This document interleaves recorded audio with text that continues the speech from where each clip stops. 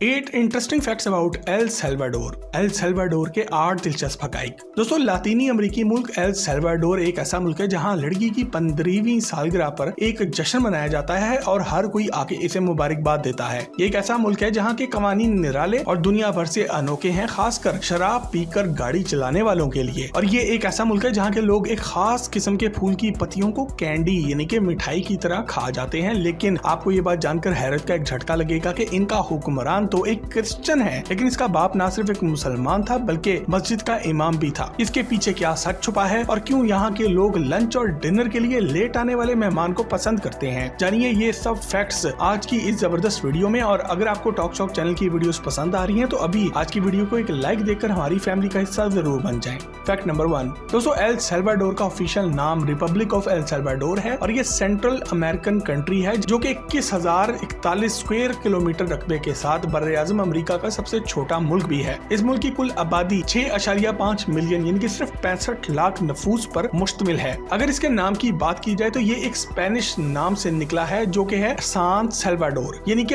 हॉली saviour, जिसका मतलब हुआ मुकद्दस निजात दहिंदा। एल सल्वाडोर की ऑफिशियल लैंग्वेज स्पेनिश जुबान है और यहाँ पर 8 मुख्तलिफ जुबानें और भी बोली जाती हैं। यहाँ के लोग मजहबी तौर पर रोमन कैथोलिक क्रिश्चियंस हैं, जबकि मुसलमानों की भी एक मामूली सी तादाद यहाँ पर मौजूद है, जबकि यहाँ पर पहली मस्जिद 1992 में बनाई गई थी। एल सल्वाडोर ने साल 1821 में स्पेन से आजादी हासिल की थी। फैक्ट नंबर 2, दोस्तों पैसिफिक ओशन के किनारे बसे इस मुल्क का दारुल हुकूमत और सबसे बड़ा शहर भी सान सल्वाडोर है और इसी शहर में सेंट्रल अमेरिका का सबसे बड़ा शॉपिंग मॉल भी मौजूद है। अगर इसकी करेंसी की बात की जाए तो साल 2021 से इस मुल्क ने अपनी करेंसी को डॉलर में तब्दील कर लिया था। लेकिन इससे ज्यादा हैरानकुन और चौंका देने वाली बात यह है कि एल सल्वाडोर दुनिया का वो पहला मुल्क बन चुका है जिसने बिटकॉइन को ऑफिशियली अपनी करेंसी के तौर पर अपना लिया है, यानी कि बिटकॉइन में यहाँ पर तिजारत कानूनी तौर पर जायज है। यहाँ की हुकूमत ने आज से कुछ साल पहले $15 मिलियन के अपने 410 बिटकॉइन खरीदे थे, लेकिन माहिर मुआशियात ने इस इकदाम को कड़ी तनकीद का निशाना बनाया क्योंकि बिटकॉइन को इसके बाद काफी ज्यादा नुकसान पहुंचा है और अब इसकी प्राइस काफी नीचे आ चुकी है। वैसे दोस्तों, आपको क्या लगता है कि बिटकॉइन फिर से ऊपर जाएगा या इसका किस्सा तमाम हो चुका है? कमेंट सेक्शन में यस या नो लिखकर हमें अपने जवाब से आगाह जरूर करें। फैक्ट नंबर 3, दोस्तों एल सल्वाडोर का nickname land of volcanoes यानी कि आतिशफिशाओं की सरजमीन है क्योंकि यहाँ पर 100 से ज्यादा आतिशफिशा पहाड़ मौजूद हैं, जिनमें से 20 से ज्यादा एक्टिव भी हैं। इस मुल्क का सबसे ऊंचा मुकाम भी एक आतिशफिशा पहाड़ ही है। इसका झंडा भी इंतहाई दिलचस्प है। झंडे में मौजूद 2 ब्लू स्ट्राइप्स यानी कि 2 ब्लू पट्टियां अटलांटिक और पैसिफिक ओशन की निशानदेही करती हैं, जबकि यहाँ झंडे में मौजूद व्हाइट स्ट्राइप जो है यानी कि व्हाइट पट्टी वो अमन की निशानदेही के तौर पर मौजूद है। झंडे में मौजूद सबसे दिलचस्प सिंबल इसके सेंटर में कोट ऑफ आर्म्स का निशान है, जिसमें 5 वोल्केनोज दिखाई दिए जा सकते हैं जो कि सेंट्रल अमेरिका की 5 रियासतों की निशानदेही करते हैं। दोस्तों, जैसे कि इनका झंडा दिलचस्प है, वैसे ही इस मुल्क के कुछ कवानीन भी इंतहाई निराले और दुनिया से अनोखे हैं। यूरोप, अमेरिका, एशिया, ऑस्ट्रेलिया और अफ्रीका में शराब पीकर गाड़ी चलाने वाले शख्स को भारी जुर्माना अदा करना पड़ता है या फिर इसका ज्यादा से ज्यादा लाइसेंस कैंसिल कर दिया जाता है। लेकिन एल सल्वाडोर में ये एक संगीन जुर्म है और इस जुर्म की सजाए मौत है और खिलाफवर्जी करने वाले को शूटिंग स्क्वाड के आगे खड़ा करके गोलियों से भून दिया जाता है। इसी तरह यूरोप, अमेरिका और ऑस्ट्रेलिया में एबॉर्शन यानी कि हमल को जाया करना एक लीगल अमल है, लेकिन एल सल्वाडोर में ये एक गैर कानूनी काम है और अगर कोई लड़की औरत ये जुर्म करते हुए पकड़ी जाए तो इसे 2 से 8 साल की सजा हो जाती है क्योंकि इसे एक कत्ल माना जाता है जिसकी इजाजत दुनिया का कोई मजहब नहीं देता।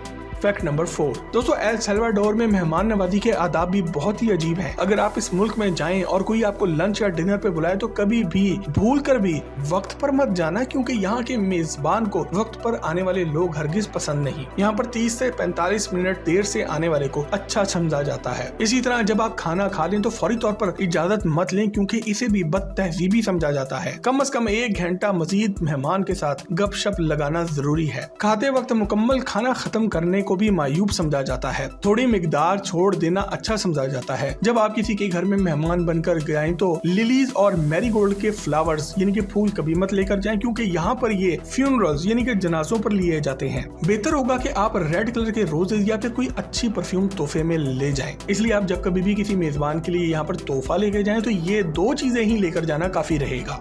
फैक्ट नंबर 5 दोस्तों, अब बात करते हैं एल सल्वाडोर के 41 साला प्रेसिडेंट नायब बुकेले की, जो कि खुद तो क्रिश्चियन है लेकिन इसका बाप एक मुसलमान है। इसके आबाओ अजदाद सल्तनत उस्मानिया के पासपोर्ट पर सरजमीन फलस्तीन से हिजरत करके एल सल्वाडोर में आके बसे थे। नायब बुकेले का बाप एक मशहूर ताजिर था जो कि बाद में मुसलमान हो गया और इसने साल 1992 में इस मुल्क की सबसे पहली मस्जिद तामीर करवाई थी और खुद यहाँ पर इमामत भी किया करता था। अगर नायब बुकेले की बात की जाए तो इसने सिर्फ 18 साल की उम्र में यामाहा मोटर्स का अपने मुल्क में कारोबार शुरू कर दिया था और इसमें कामयाबी हासिल करके ये आगे चलकर खुद को सियासी तौर पर मैदान में ले आया। दुनिया भर में मनफी शोहरत रखने वाले इस नौजवान सदर को अपने मुल्क में 90% मकबूलियत हासिल है और 2021 में ये टाइम्स मैगजीन के दुनिया के 100 सबसे इन्फ्लुएंशियल यानी कि दुनिया के 100 सबसे बाअसर लोगों की फहरिस्त में अपना नाम भी लिखवा चुका है। 2019 में सदारत की कुर्सी पर बैठने वाला ये हुक्मरान करप्शन और गैंग वायलेंस के खिलाफ हर वो काम कर रहा है जो कि अमेरिका और दूसरे नाम निहाद मुहज्जब ममालिक करने का सोच भी नहीं सकते। अपने 4 साल दौरे हुकूमत में इसने 50% जुराइम कम कर दिए हैं जो कि बहुत बड़ी कामयाबी है। वैसे आपको क्या लगता है हमारे मुल्क में जुराइम और करप्शन कौन सा शख्स खत्म कर सकता है? कमेंट सेक्शन में इसका नाम लिखकर हमसे शेयर जरूर करें।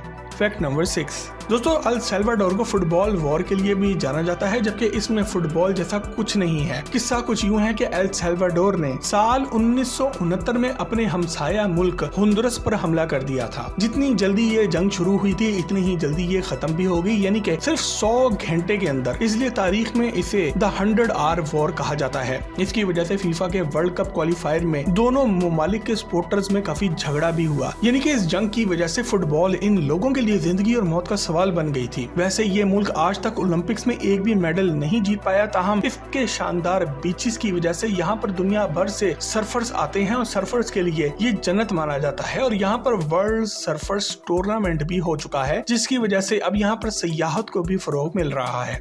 फैक्ट नंबर 7 दोस्तों, अगर एल सल्वाडोर के खानों की बात की जाए तो यहाँ पर पुपुशा इनका सबसे फेवरेट डिश है और इनका नेशनल डिश यानी कि इनका कौमी डिश भी है और ये इस कदर मशहूर है कि इसके लिए बाकायदा हर साल एक हॉलीडे भी मनाया जाता है जिसे नेशनल पुपुशा डे कहा जाता है, जो कि हर साल नवंबर के महीने के दूसरे संडे को मनाया जाता है। एक स्पेशल किस्म का फूल फ्लोर दी इजोते एल सल्वाडोर का नेशनल फ्लावर भी है और दिलचस्प बात यह है कि इसके पत्तों को ये लोग कैंडी यानी कि मिठाई के तौर पर मजे से खा भी जाते हैं। ये फूल स्टीम करके, पकाकर या फिर अंडों के साथ पकाकर खाया जाता है और यहाँ तक के सूप में भी इस्तेमाल किया जाता है। तो अगर एल सल्वाडोर में आप रेस्टोरेंट में फूल पकते हुए देखें या लोगों को इसकी पत्तियां जेब से निकालकर खाते हुए देखें तो हैरान बिल्कुल मत होइएगा क्योंकि ये मजेदार फ्लोर दी इजोते फूल होगा।